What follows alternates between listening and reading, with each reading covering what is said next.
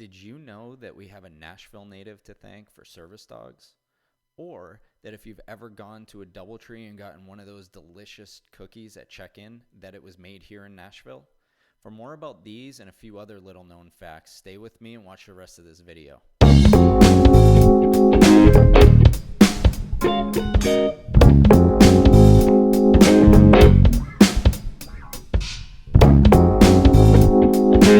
Hi, I'm Chris McKenna with Benchmark Realty here in Nashville.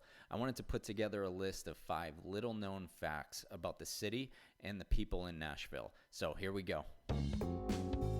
Number 1, service dogs. Morris Frank was a Tennessee native that lost vision in one eye at the age of 6 from a horse riding accident and his other eye at the age of 16 as a result of a boxing match. In 1927, while at Vanderbilt University, Morris read an article that over in Europe they had a school that trained German shepherds to help guide blind soldiers. He ended up visiting that school, and 5 weeks later he came back with a German shepherd named Buddy that would stay with him for the next 10 years. Morris would have 5 guide dogs throughout the rest of his life, and he named all of them Buddy.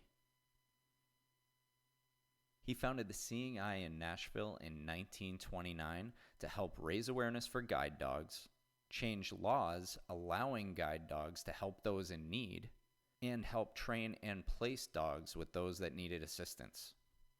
The Seeing Eye is still operational today. Number 2, FM radio. In the early 1940s, FM radio was very unused and almost everybody listened to AM radio.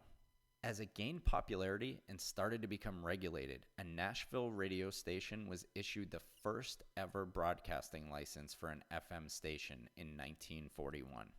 The station was broadcast on channel 44.7 because at the time it only went from 42 to 50. It wasn't until 1946 that the channels changed and started going from 88 to 106. The radio station was eventually named WSM and was issued the station of 100.1 on the FM broadcasting band. Later, in the 1950s, WSM's David Cobb was credited to be the first person to call Nashville the Music City. Number 3, the Parthenon. Centennial Park in downtown Nashville has the only exact size and detail replica of the temple that is located in Athens, Greece. Did you know that Nashville used to be nicknamed Athens of the South? Me either. The first version of the Parthenon was built in 1895, and it was done for the Tennessee Centennial Exposition that was going to be held in 1897. It was only meant to be a temporary structure. They ended up tearing down almost every other structure around it after the expo, but they left that one up for a while.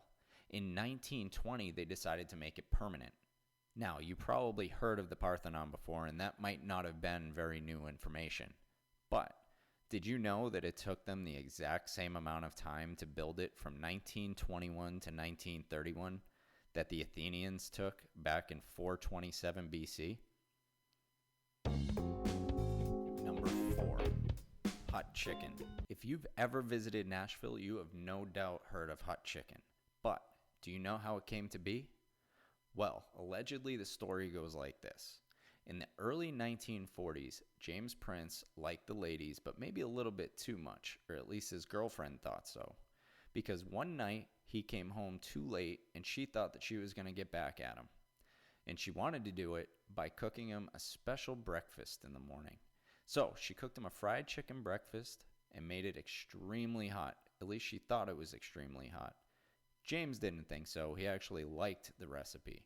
So he brought this over to his brothers. They came up and perfected the perfect recipe, and then they opened up their own place. Originally, they called it the Barbecue Chicken Shack. Changed names a few times over the years, but now it's just Prince's Hot Chicken Shack. And number 5, the DoubleTree Cookie. So, you go on vacation, you go in to check into the DoubleTree Hotel, you go to leave the desk, and before you can leave, they hand you one of the best cookies you've ever had for free. One of my favorite things about going to DoubleTree.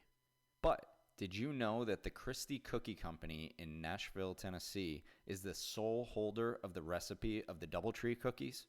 In 1996, DoubleTree decided that they wanted all of their cookies to come from the same place. Luckily, the owner of the Christie Cookie Company knew the people at DoubleTree. So now, Christie Cookie Company sends out about 30 million cookies per year to all the DoubleTree hotels. Now that's in addition to all the other amazing cookies and brookies that Christie Cookie Company offers. As a little bit of a side note, I have a podcast called The Nashville Scoop, and we did an episode on the Christie Cookie Company, which you should absolutely check out. Go to that podcast and subscribe because it's awesome.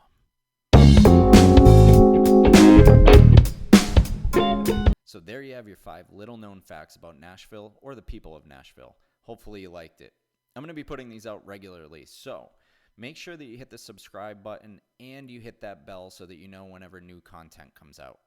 If you live in the greater Nashville area and you're looking for some real estate advice, please get in contact with me. On the other side, if you don't live here in Nashville already and you're looking to relocate to the coolest city in the country, then please contact me as well. I will walk you through all the steps that you need to get this done and answer any questions that you might have. All of my info is up on the screen right now. My website is www.chrismckennarealestate.com. My email is chris@chrismckennarealestate.com, or you can follow me on Instagram at The Nashville Realtor. Thanks for watching, and look out for the next one coming soon.